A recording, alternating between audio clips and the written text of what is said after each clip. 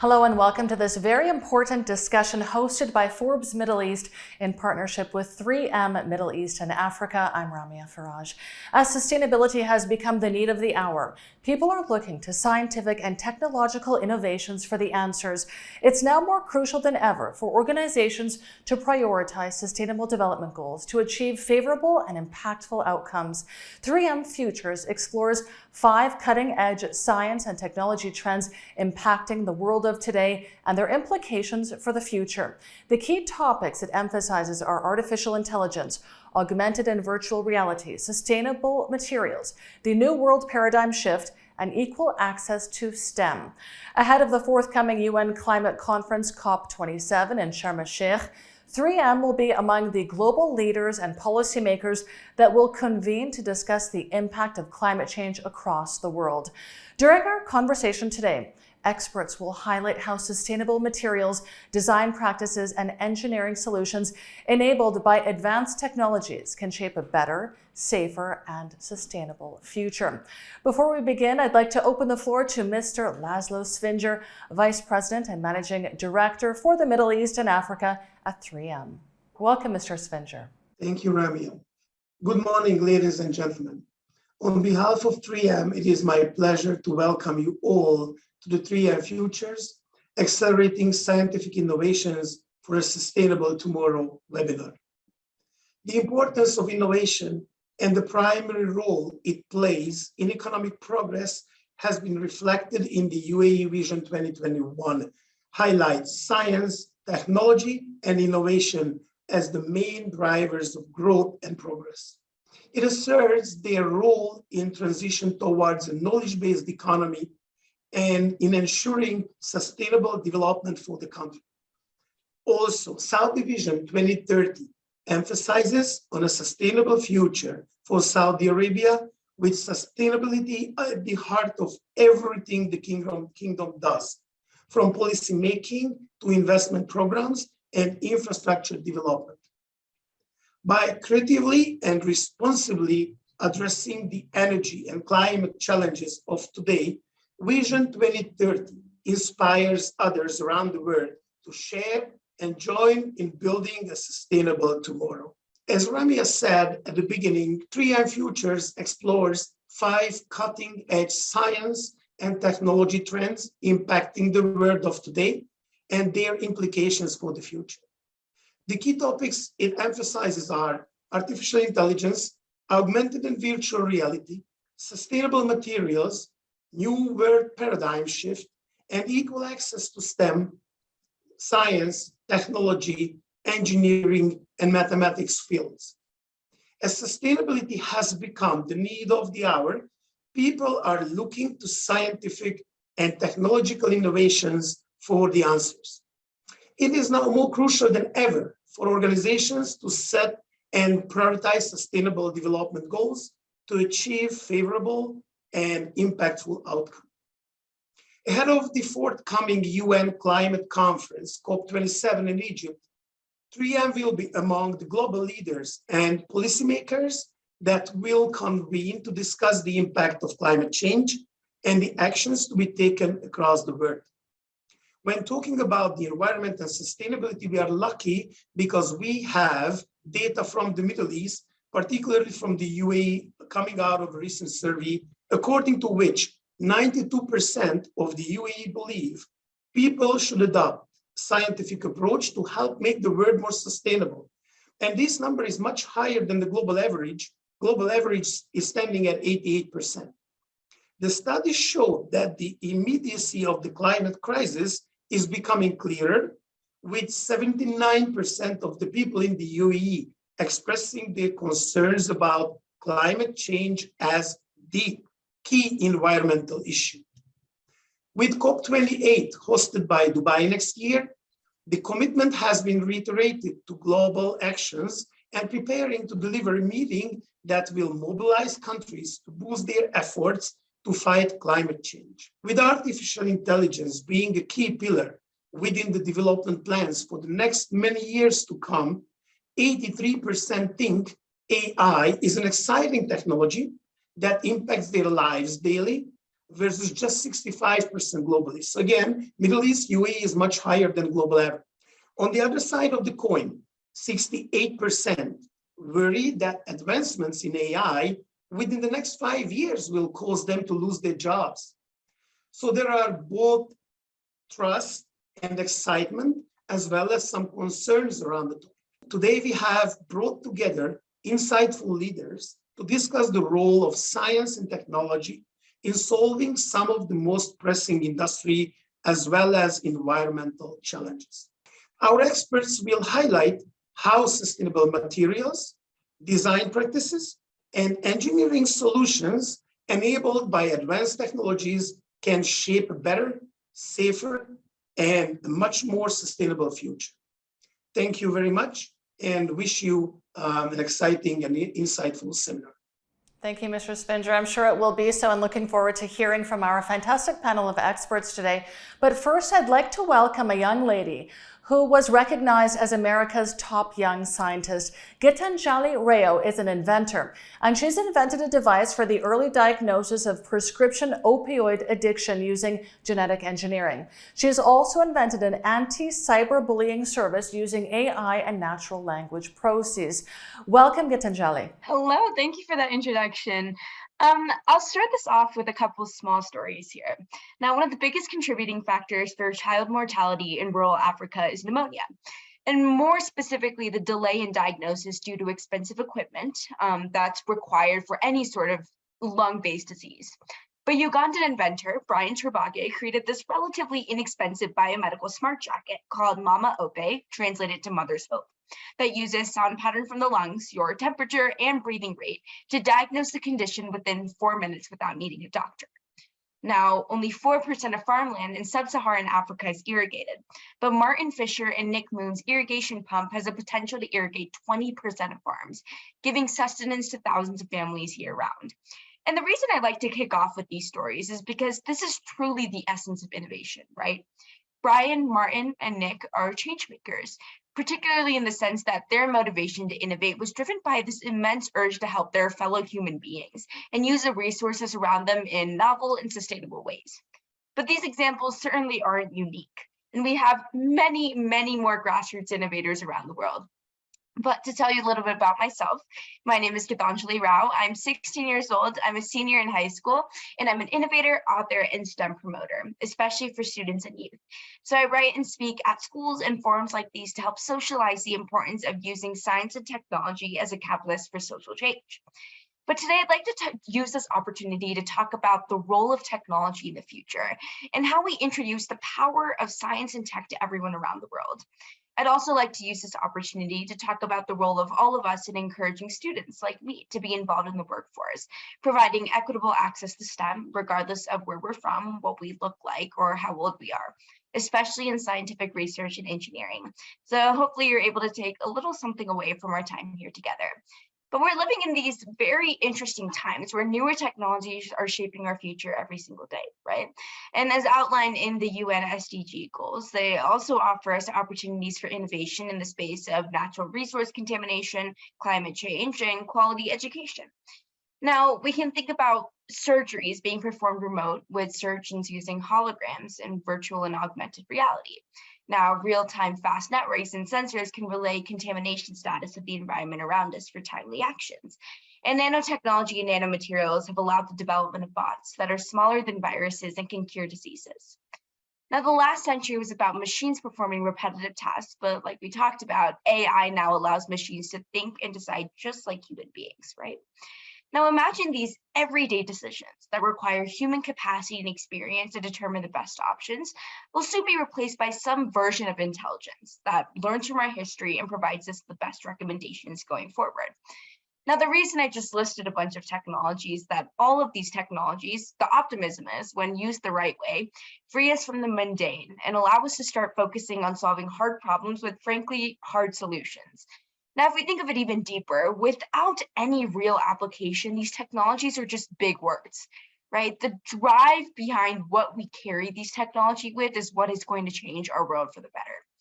But as fascinating as the future looks and all the choices that we have in front of us, I'm here to talk about something even more basic.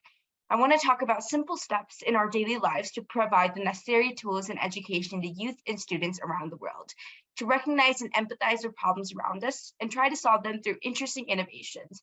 So what that means is ideating in our everyday life. Now, my personal journey of innovation started because people provided me with encouragement and resources to develop scientific thinking. With the support of 3M and a 3M scientist mentor, I was able to develop an idea into a prototype and eventually patent it. And using nanotechnology, I created a simple device to detect for lead in drinking water faster, accurately, and cheaper than what is available in the market. The development of nanomaterials has allowed the idea to be easily expanded to other metallic contaminants in our environment. And my recent internship at the Koch Institute at MIT involved developing nanomedicines in targeted cancer cells. Now, I also had the opportunity to partner with UNICEF and develop an anti-cyberbullying service called Kindly, which uses artificial intelligence and natural language understanding and processing to detect and filter bullying words and phrases. Now, the bigger idea here is that AI, machine learning, and self-learning technologies are opening up avenues to a world of solutions that we never thought was possible or even existed. The solution space has now effectively shifted from the traditional problem-solving model to multiple novel, unpredictable solution choices. But enough about me. What I want to share here was the involvement of everyone, no matter their age, where they are, or the skill sets that they have, coming up with solutions to tackle some of the biggest problems in society. And the only way that can happen if there's a concentrated effort to provide K-12 students easy access to STEM education and resources. We're looking for a sustainable world, one that everyone wants to live in, and the youth play a very big role in it. In the coming decade and beyond, we need to alleviate problems of availability of educational resources around the world, especially in economically disadvantaged countries. About 258 million children and youth worldwide don't have access to education irrespective of the pandemic, putting them in real danger of being left behind. It's a technology problem, it's a privilege problem, and it's needless to say an urgent problem. But we can start small and start somewhere. But the good news is that we have the technology to support it. To tackle the issue, I believe that we must invest in opening up in ways which we connect with students in schools. Many of the common problems in mass education today, such as the lack of infrastructure, the inability to physically go into a school, and a shortage of teacher, can all be eliminated through a word that we've learned to hate over the years, which is remote teaching. Right in a student's home, anytime and anywhere.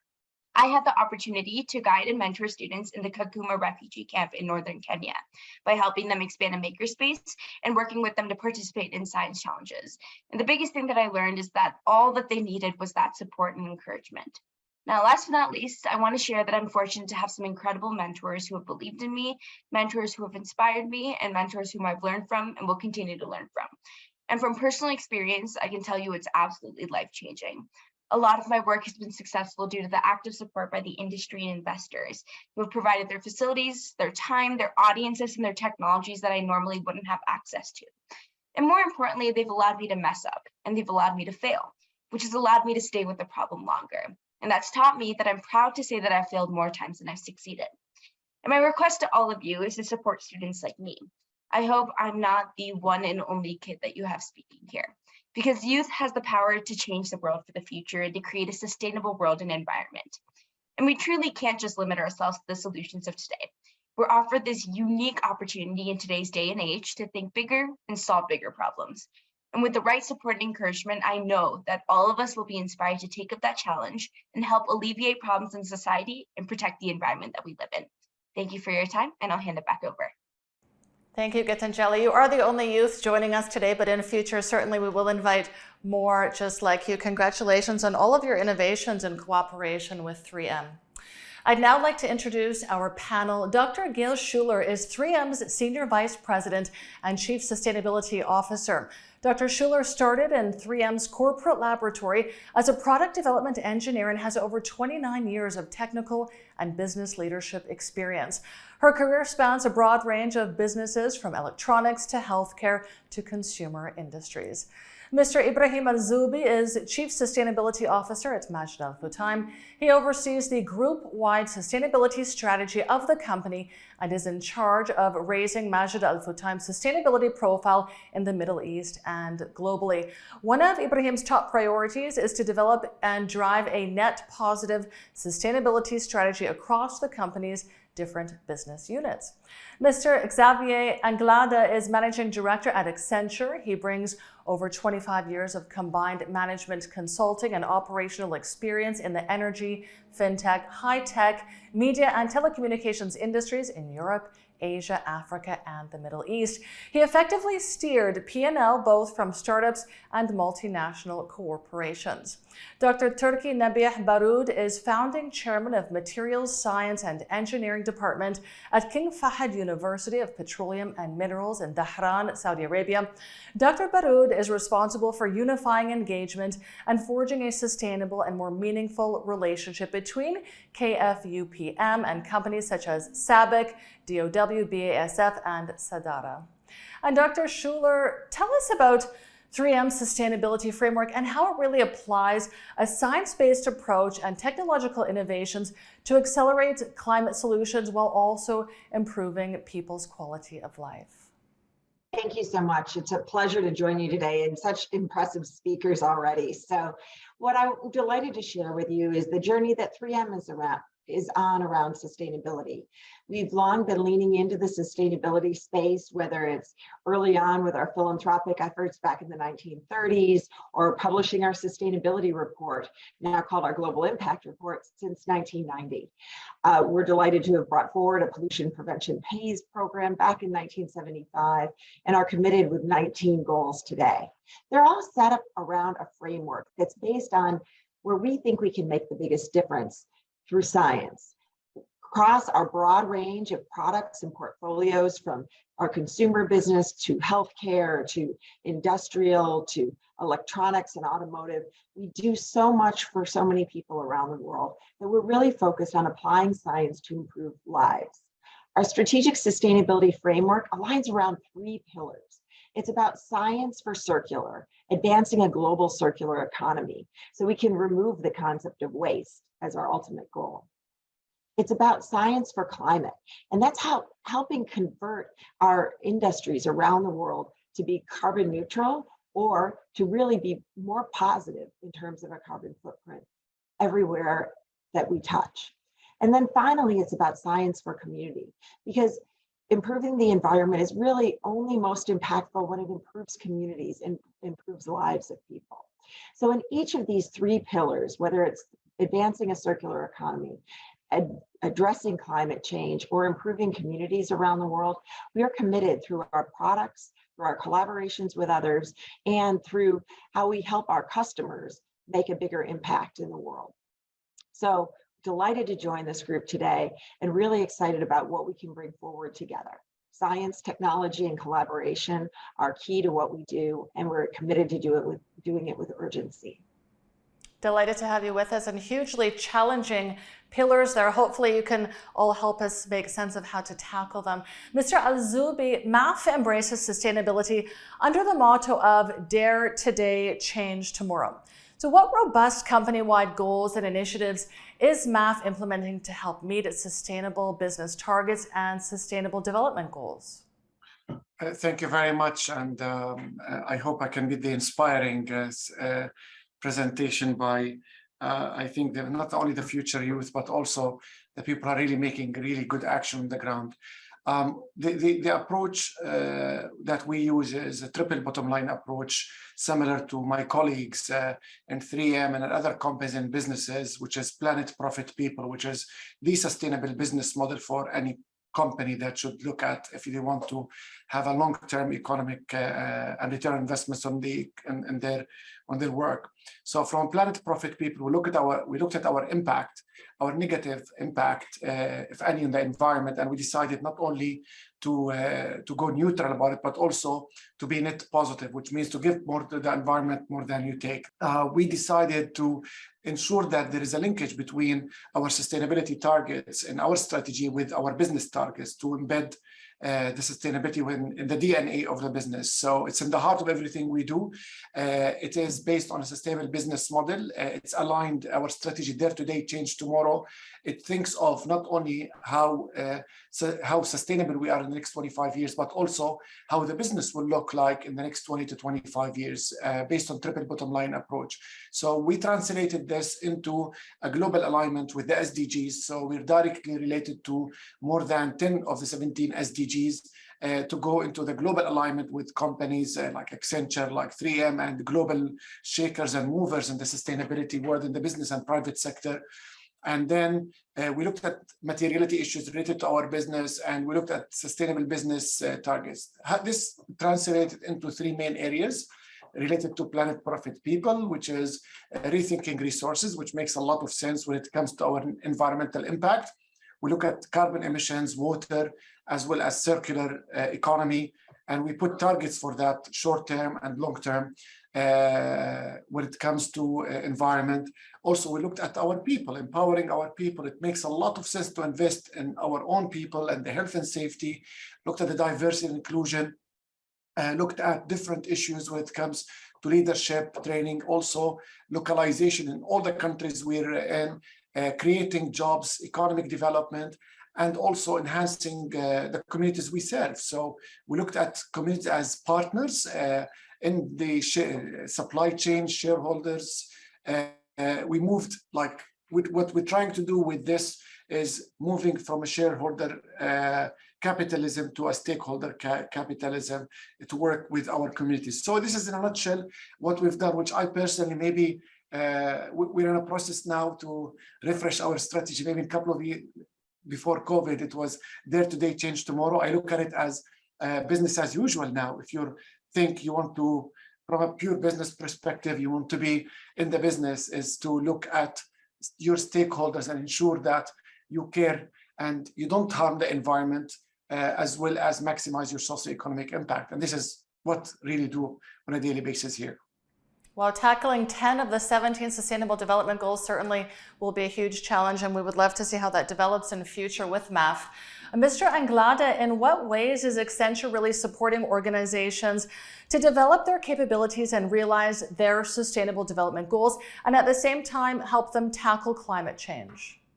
Well, thanks for having me here, such an impressive panel. And the reality today is that the world is not delivering progress towards the 17 Sustainable Development Goals at the pace and at the scale we need. And here is where businesses are really positioned at to drive a disproportionate impact and acceleration. And that's why Accenture supported the SDG ambition and the Global Compact to challenge thousands of corporates around the globe, the largest players, because they can really make a big disproportionate play into making a difference, right? And this aspects from the strategy, but as well how to deliver the operations, right? So we do lead, and we are a strategic implementation partner for the UN, the Global Compact, developing the core program assets, but as well supporting the rollout, because that is where the trick happens, right? Bringing it to the core of the organizations, right? And we do it in partnership with other large players in the space. And we work specifically in first setting into the corporates the ambition in the strategy and in the governance. So raising making the organization rethink the core business. What is the purpose? Well, how to be bold to impact the SDGs, right?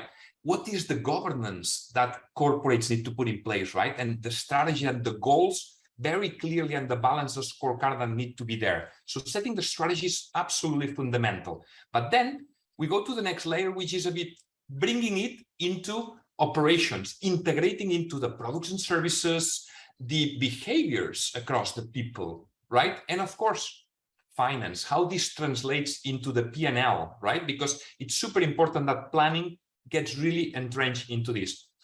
And last but not least important is how do we engage with all the different stakeholders, such as the ones that my fellow colleague Ibrahim mentioned, right? It's about how do you engage the employees, how do you engage the partners, how do you engage the customers as well.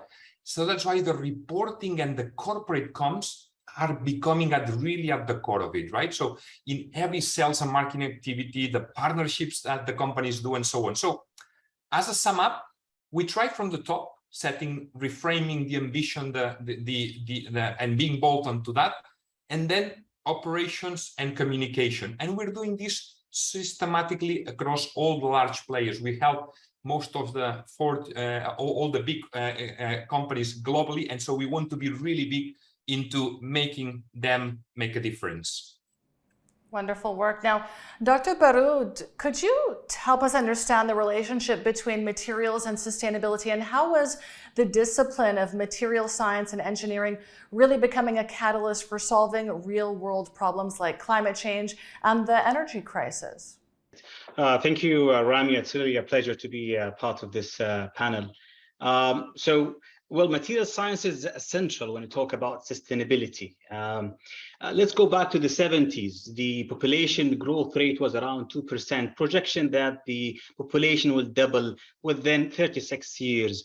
And then that population growth rate went down to around 1%. So with the projection that the total population will double in around 60 years, But the problem, when we talk about sustainability, there is another important number that we have to look at, which is the consumption rate. The product, the material being used by the global economy. That number is kind of shocking number, because almost since the 70s, the material used for the global economy have quadrupled. So when we talk about products, the flesh and bones of products, materials, products made of materials, right? And material, it turns out to be energy intensive, with high embodied energy and associated carbon footprint. So product and material similar to living organisms, they have a life cycle. They are born, and then they develop and mature, and then until they reach the end of their first life. Similar to materials, right? You make them from ores or feedstock, and then you manufacture them, and then you put them in a certain application until reach the final stage of disposal or recycle or whatever. So if we want to talk about sustainability, right?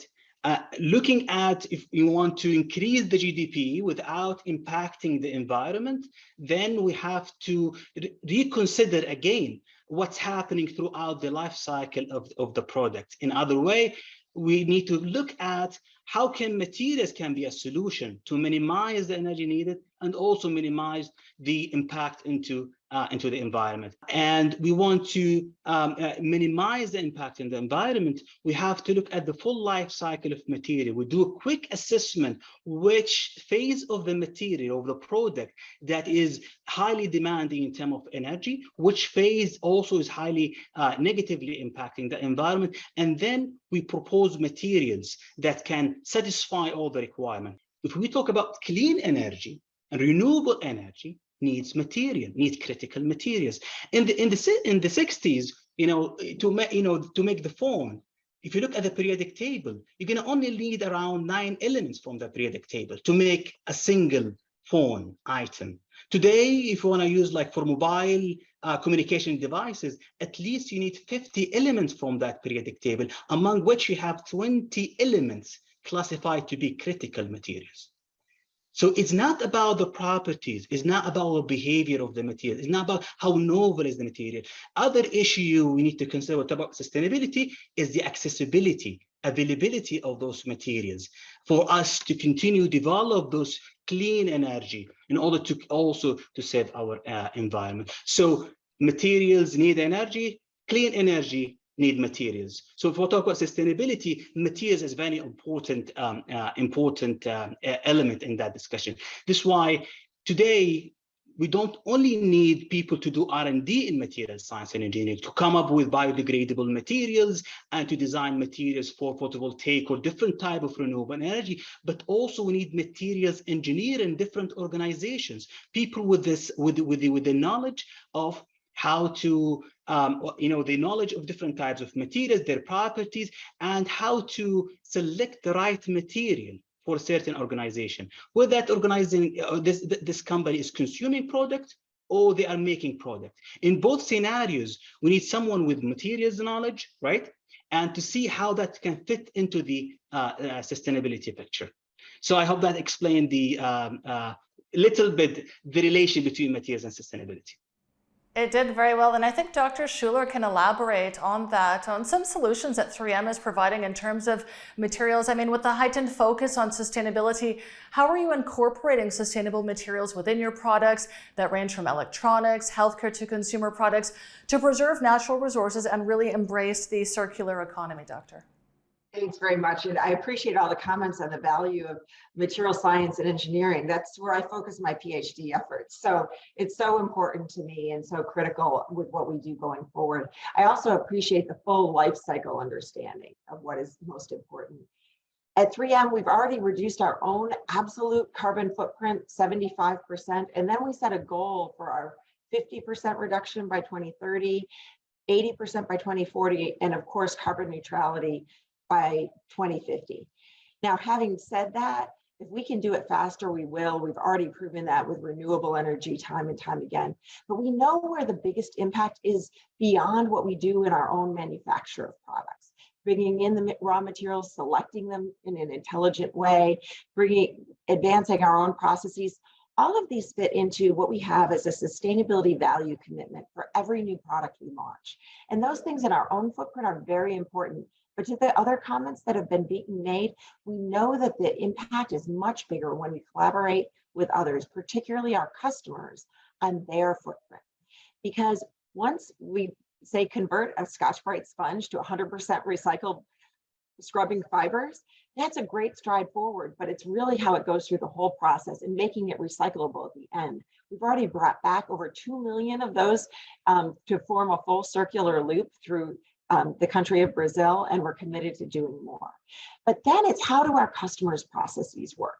We work with paint preparation systems that allow our automotive customers to drastically reduce their footprint in their most heavy footprint process, which is their painting process. It reduces the use of paint, it reduces the cleanup from paint, it reduces the effect of defects, the amount of defects, and those paint preparation systems allow the workers to be safer in the process as well. So that's another big area where we help our customers reduce their impact. We also have solutions that help our electronics devices work with more energy efficiency, help the fuel economy or electric battery charge of vehicles last longer. And then there's things about reinventing industries. So we've been in a roofing granules business since the 1940s, helping protect roofs so that they stay clean and safe and environments all across the United States and North America in particular. But what we learned is that more recently, there's been focus on effects like urban heat islands and smog in the air associated with the challenges that we face around climate change. So what our scientists were able to do is to take those technologies we use every day to make the coatings help the roofing granules have better adhesion, better protection against weather, and look better. Now those same roofing granules coating technologies are applied to help pull smog out of the air and help reflect energy so that they reduce the effect of urban heat islands. There's so many creative ways that we can work together in our own operations with customers and inspiring the next generation to work on STEM, that we're able to find new and creative solutions once we really focus in these spaces. As I agree with Xavier from Accenture, we work together on the SDGs, and we know that we're not making fast enough progress, but we are making progress, and we need to work together to do it more quickly and to create those new solutions. So 3M is certainly a committed partner for you in that activity. It seems as though there is an infinite number of solutions. They just need to be more broadly applied. Now, Mr. Azzoubi, you mentioned that Majid Al Futtaim's sustainability strategy is built around the 3 core pillars of planet, people, and profit. How are you really embedding these 3 pillars to support your sustainability and your CSR goals while creating meaningful impact that's good for business, society, and the planet? Thank you very much. And I'm just listening to my fellow colleagues. It's really mind-blowing of the science of materials. So I think it's important, first of all, we listen to scientists to start with. We learned a lot from COVID. So we listen to doctors and scientists every single day when it comes to our health. Well, it's the health of our planet. So the first thing we've done we started looking at such issues in a scientific way. And I like what Xavier mentioned about the different stakeholders. So the way we look at sustainability now, we agree that it should be embedded in the business. So it's not an add-on; it is embedded within the business. It's a business narrative, but there is also a story and a narrative for our customers. We work in retail. We have a diversified businesses, from retail to shopping malls to hotels. So I have very different stakeholders. So one of the things is, when we talk to our customers, I think it's so important to simplify and translate what scientists like Dr. Baroud or Dr. Gail mentioned, or partners to our customers. Like what I always say when I talk about circular economy is not new. Look at, just think of your grandparents. They used to reuse every single thing, which is the heart of circular economy. They did not throw anything. So I would think of a retail, the first answer, EPR, extended producer responsibility, where we used to have 15 and 20 years ago, but now because accessibility to material, and as I think with the numbers Dr. Baroud mentioned, it explains a lot. The non-sustainable consumption behavior humanity started to go to. Now we're thinking of sustainable production, sustainable consumption and cleaner production. Then we don't need to reinvent the wheel. And this is what we did not do. We did not reinvent the wheel. We partnered with organizations. We worked with community organizations to enhance our work, such as working with our local farmers, implementing local farming traditions to avoid using pesticides or chemicals. We looked at traditions that how people used to farm in Kenya or in Egypt, and we supported them, we embedded them in our procurement and supply chain policy and cycle to ensure that they take the priority. So they're not under the pressure where I'm gonna sell my products. In a matter of fact, we enhance their knowledge and skills by implementing some health and safety, hygiene thing, the presentability, how they can extend the shelf life. So this was a win-win thing. So engaging customers with simplified language. We talk about embedded carbon in material or embedded carbon in products. I think of EPR. Why not? So we work with our partners, supply chain. So who's responsible for the embedded carbon on that product? This will make them think, how can I innovate to ensure there is this product with at least a low carbon emissions product? This is one part. The second one, internally, we ensure that there is a socio-economic narrative for it. So it's not something we do for charity, and we don't have CSR, by the way. It's CSR, I think this is where long time ago, we talk about sustainability. Sustainability now is a business model where we want to not only to lower our carbon emissions, but also, and I think if we have some audience in Europe now or globally with the prices of oil and gas, it makes a lot of sense. Going to renewable energy is not protecting only your planet, but also saving your wallet. If you are in a business now relying on renewable resources for energy, you have less risk for some issues with your work, be it in cost of energy or even access to. So it's from a pure risk analysis. So we managed to get climate change and environmental issues, socioeconomic issues as part of our risk analysis for the businesses. So that was a main thing for us. Last but not least, engaging our employees. We are a 44,000 staff. I'm the Chief Sustainability Officer of the group, but I'm just a platform. Each one of us has a responsibility to, and this is translated in their KPIs. From the board to the CEO, cascades down. Annual KPIs, at least 5 to 10% minimum, relates to our sustainability targets. So it's something you get rewarded to it, as well as you ensure that I have the proper training. And to do that, we created a lot of internal programs to enhance the knowledge of our staff and their subject matters expertise when it comes to sustainability. What does it mean for a developer, for an architect, for an energy modeler, for a retailer, for a shop manager? So we managed to make it as a business narrative, and that was, I think, important. And I believe working with fellow businesses as well in the supply chain, such as the 3M, scientists and universities, accelerates the for us to achieve our business targets and by default our sustainability targets. Thank you so much. Mr. Anglada, how can digital technologies and innovations really enable organizations and companies to boost sustainability across their business ecosystem? Very well. Let me address the question in 3 dimensions. First, a bit a snapshot on where we are today and the big questions that the industry is addressing, and a bit what is coming in the agenda. On the situation first, there's no doubt digital technologies have been one of the world's greatest enablers in the recent past, right? They allowed us to achieve things that were beyond what we think we could believe we could achieve. We have created more personalized, tailored products, services. We've been able to reach new levels of speed, agility, and affordability that were completely unseen before, right? And that changed the lives of many people. So in many ways, digital has changed the course of history for the better. Now, it consumes a very vast quantity of energy.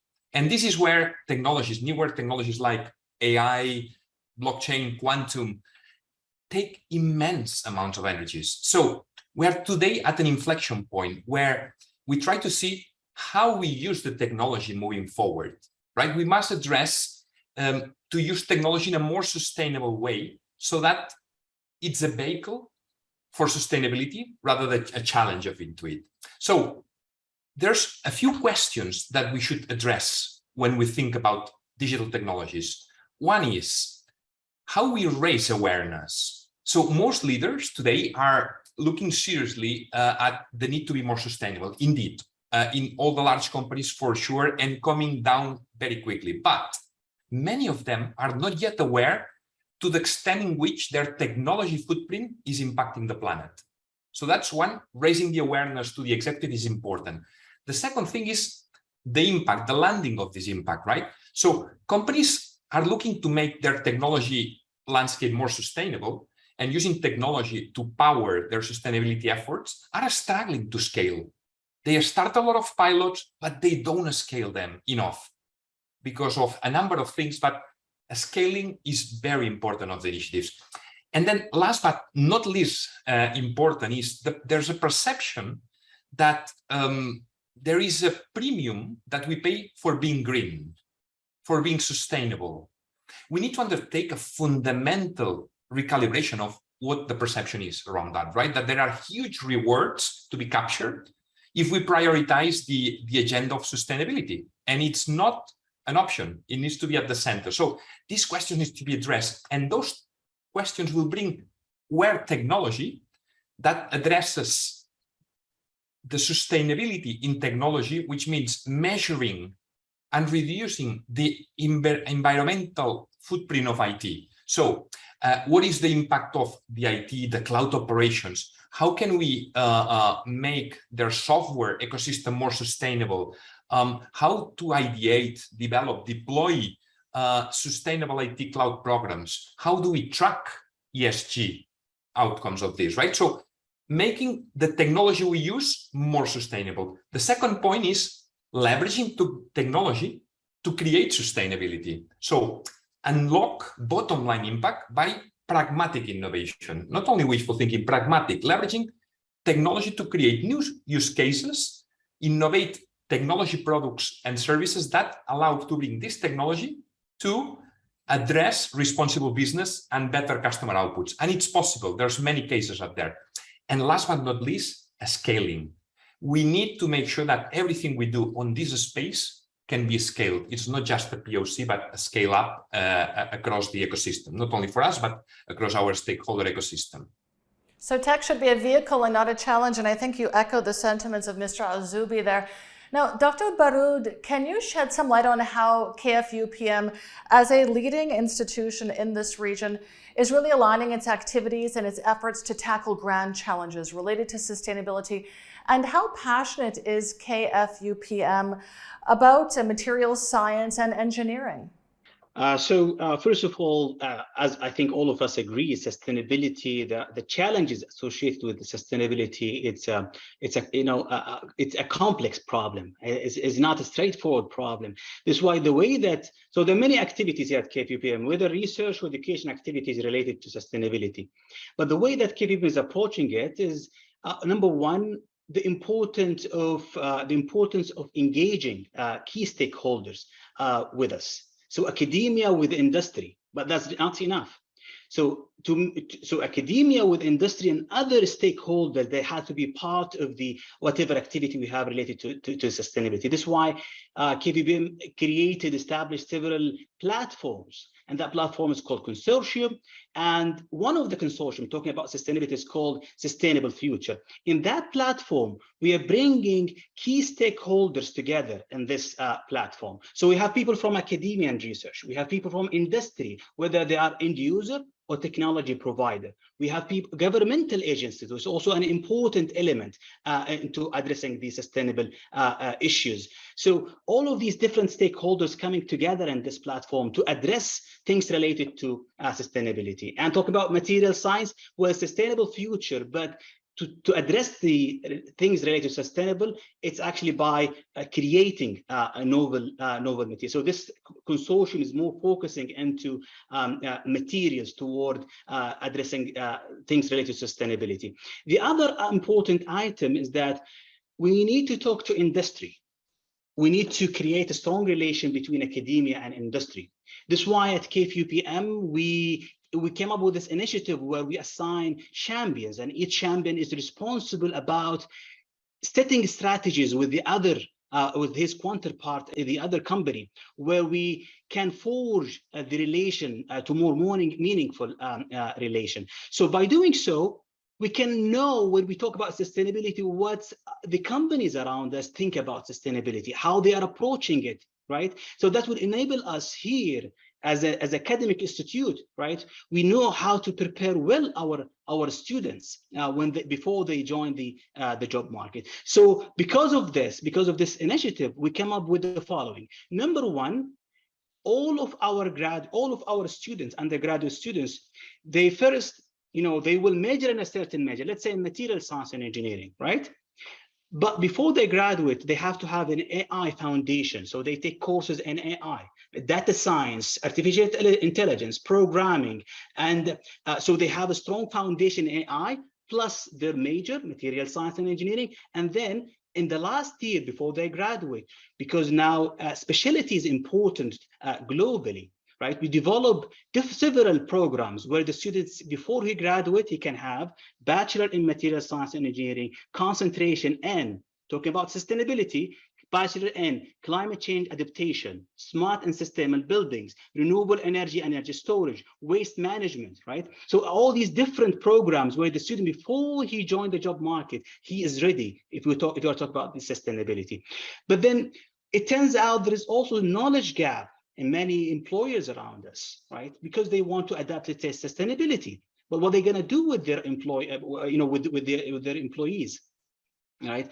So especially, upskilling is sometimes better than outsourcing, right? So because you have a person who is familiar with the culture within the organization, so workplace learning sometimes is more preferable. So what we did, we created several programs. It's called professional masters in topics similar to what I mentioned earlier, in order to tackle things related to sustainability. So by doing so, we can activate leaders and professionals in order to tackle sustainability. And I mentioned the consortium, but also there is another way that KPPM is dealing with grand challenges.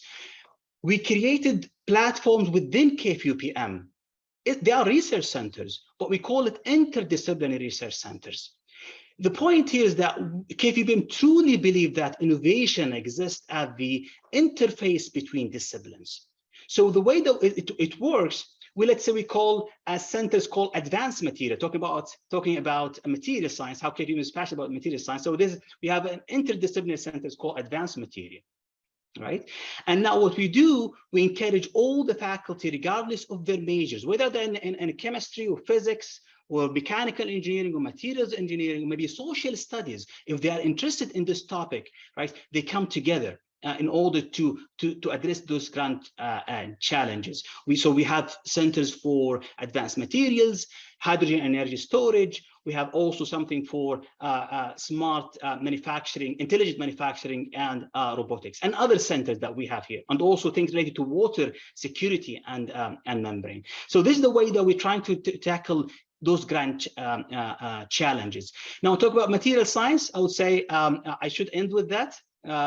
So here in the kingdom, a year ago, there was a single department called material science and engineering. And because KFB is believing in material science and the role of material science and engineering in the future, we developed we established a department that, along with the graduate programs that we have, we are offering, and the first time, a bachelor's degree in material science and engineering. So students will graduate, they know about different types of materials, their applications, their failure, their recycling, their role into sustainability, right? And we are proud to be part of this journey. So I hope that answered the question.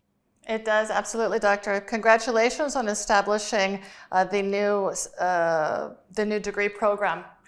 Dr. Schuller, how are you really collaborating with your partners and organizations towards a collective solution to combat the environmental crisis? Yeah, thanks.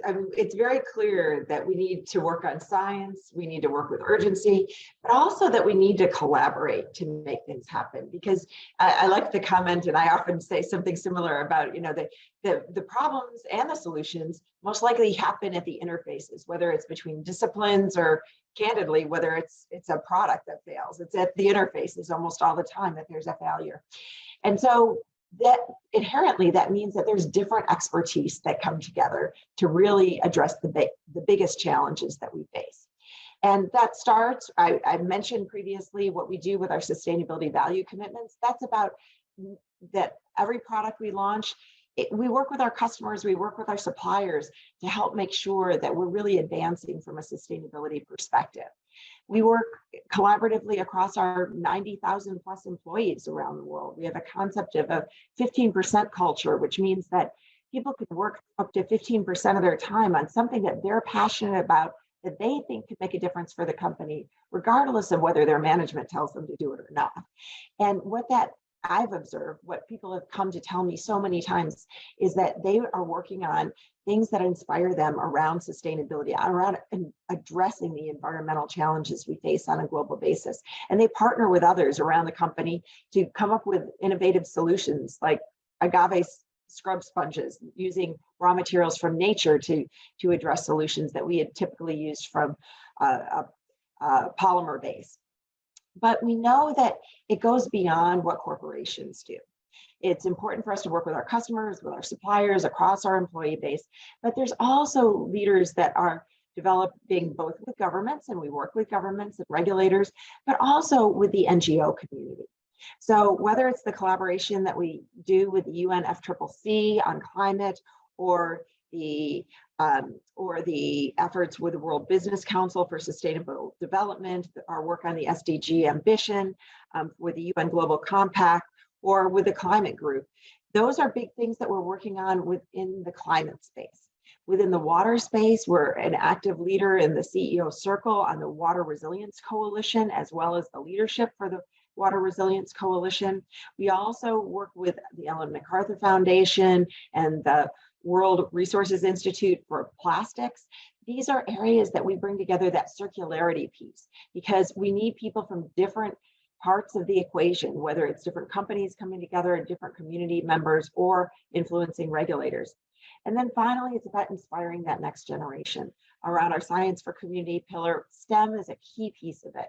It's beyond the products that we develop and offer to the world to help people improve lives, from N95 respirators to healthcare solutions and safety equipment. We work with STEM groups from schools all around the world, operations in 70 different countries. That means we're engaging schools, colleges, and public schools around STEM in those geographies. But we also work with groups on diversity, equity, and inclusion to make sure that that's an inclusive type of STEM learning. And we recognize that STEM comes in many different ways. We've talked about universities, but it's also hands-on work with trade skills. And we're delighted to be an ongoing partner with the World Skills Organization that participates in virtually every country around the world, advancing those hands-on trades to really help deliver what we need for the future.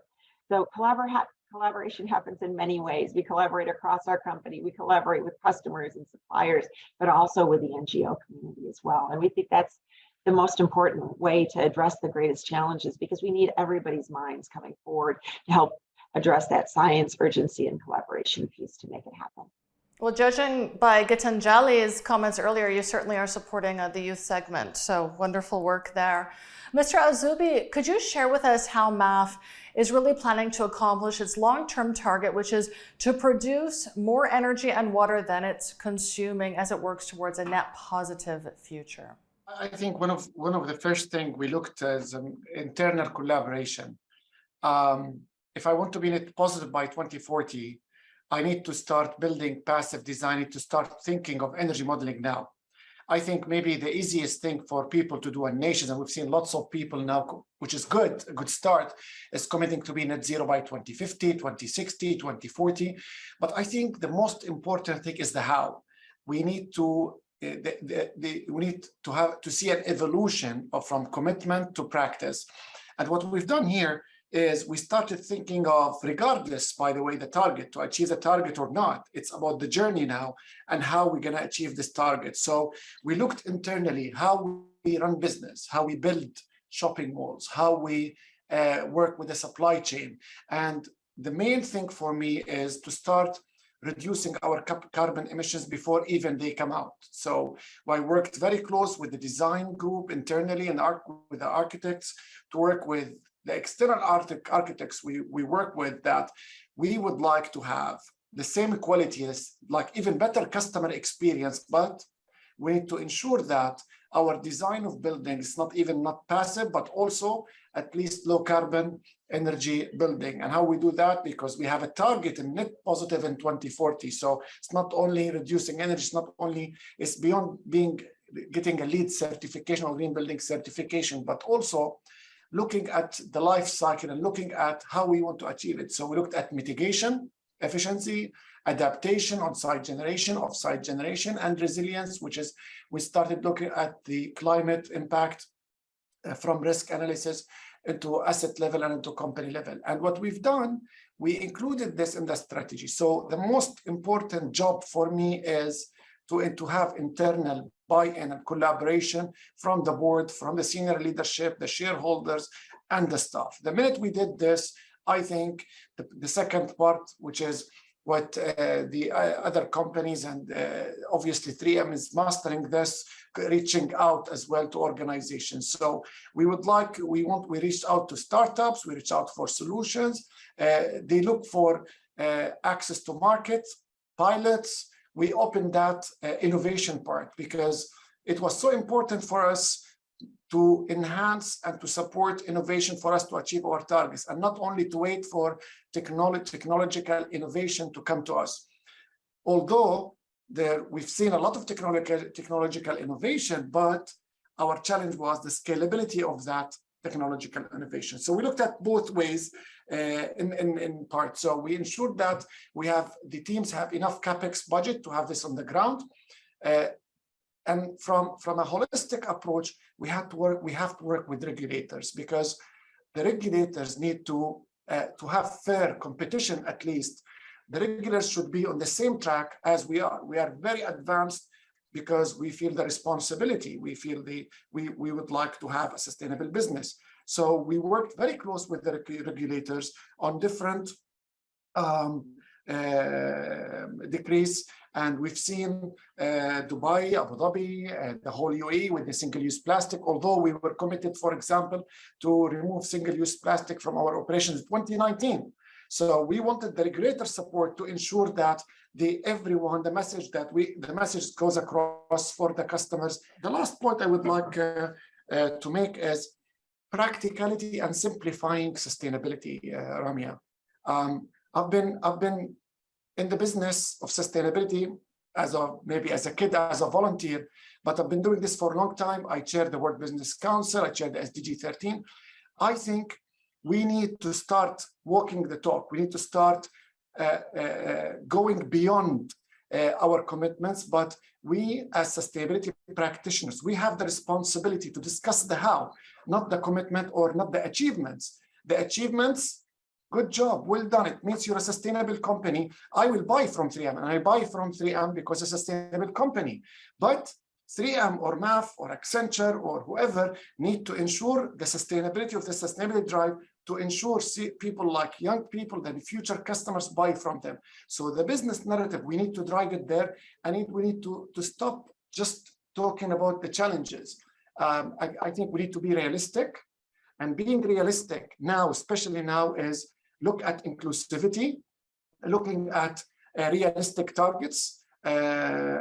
We need to look at the discussion between the global south and the global north. We've seen companies, we've seen countries in Europe now going back to coal, and people are still talking about the global south, and you need to cut your oil and gas targets. This is unfair. We need to have fairness. We need to start looking at it from nation to nation perspective. And I think you made a great point earlier when you said it's really not about CSR. This is not charity. It's about the bottom line, and it's about making profits at the end of the day. Now, Mr. Anglada, how do you think companies and organizations really ingrain sustainable practices across their value chain to create circular value chains?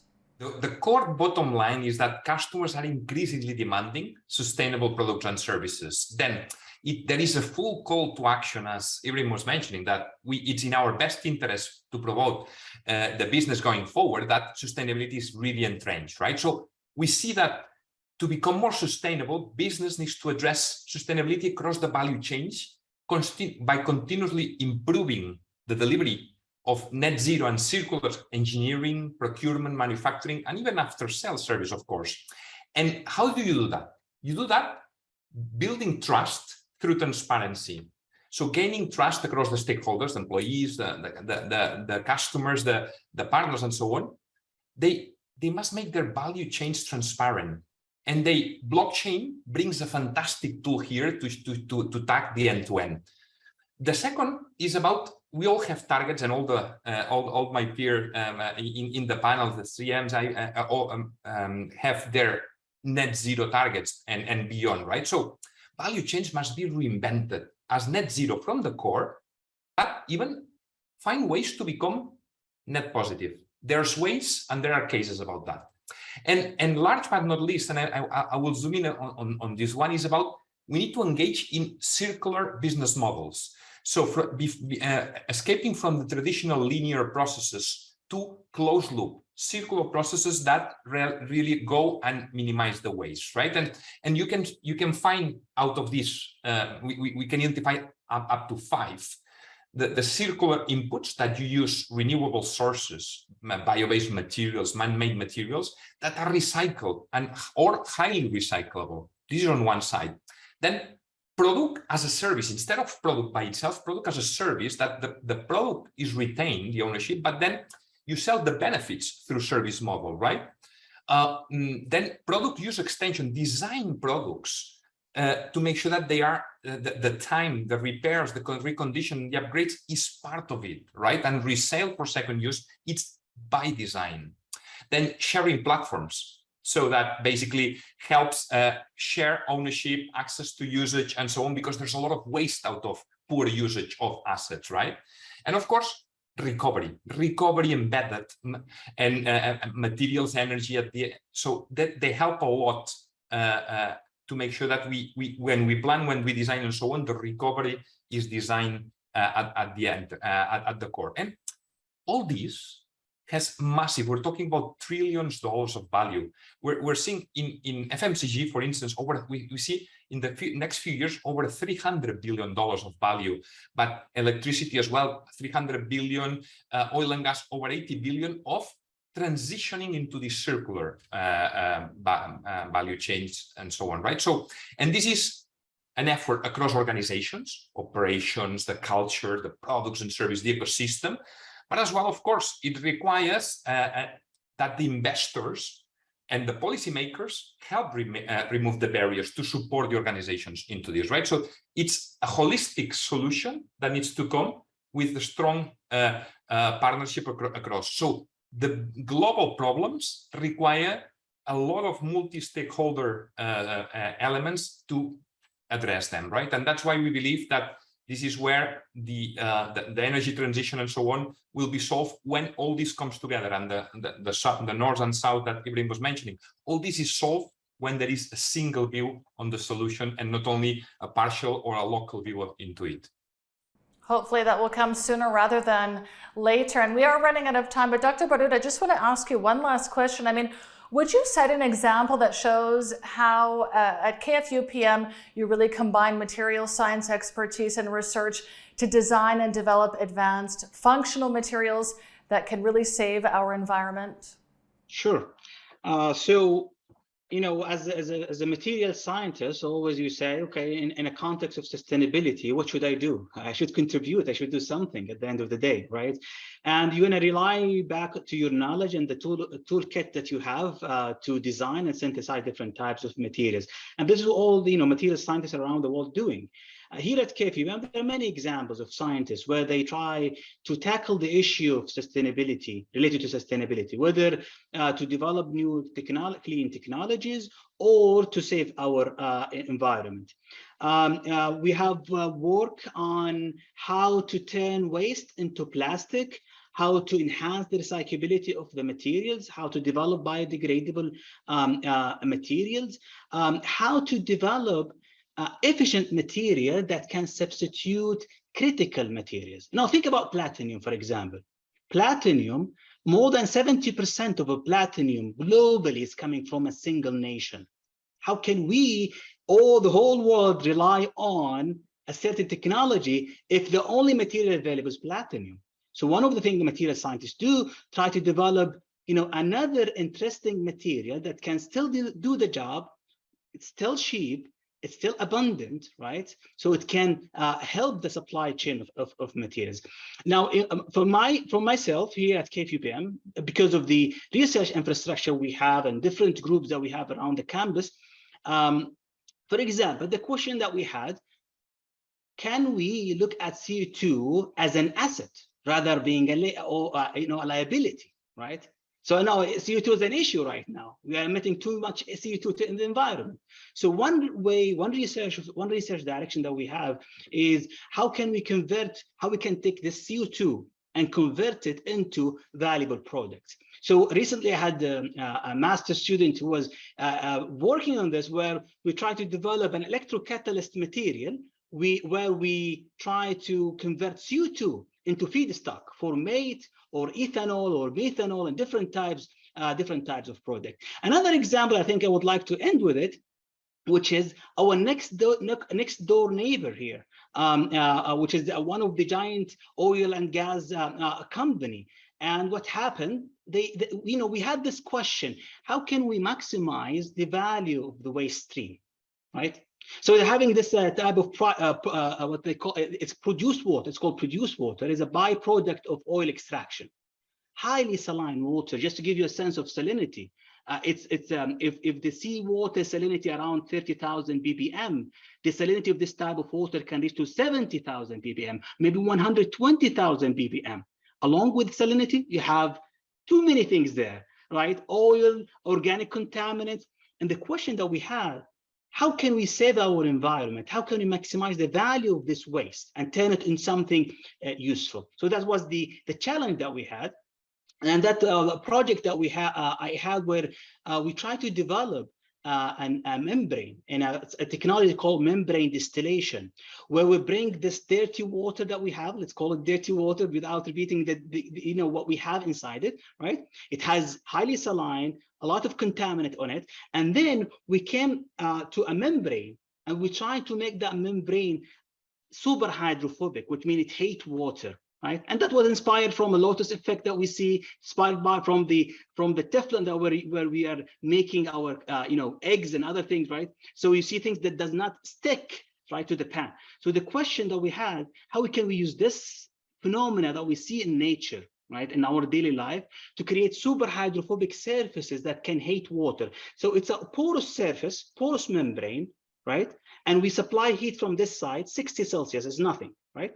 And and then the other side is cold side, right? So what's going to happen? Only the water vapor will be able to go to the other side and condense in the other side. So if you can make this membrane porous membrane and also take water, so it's super hydrophobic water, super hydrophobic membrane, then what we can do, we allow water vapor to go, but we prevent the water and other contaminant to go to the other side. And by doing so, we turn the produced water into something that is clean, and we can use it for irrigation or for any other purposes. That's just one example of many examples going on here at KPB and globally in material science and engineering, how the material science and engineering skills and knowledge can really help into issues related to sustainability. Incredible. Would love to see the application of that water, especially in Saudi Arabia, the desert climate. I would like to thank all of our panelists today. Thank you for sharing these really important insights. And I think we all learned a lot about how scientific innovations can equip us to have a more sustainable tomorrow. At this point, I'd like to invite Mr. Svinger to make some closing remarks. Mr. Svinger. Thank you very much. And thank you everybody who made us today, who joined us today.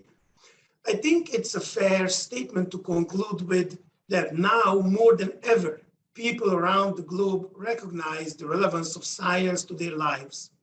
Even though, if we look at particular areas of science, we see that misinformation is widespread, there is still high trust in science.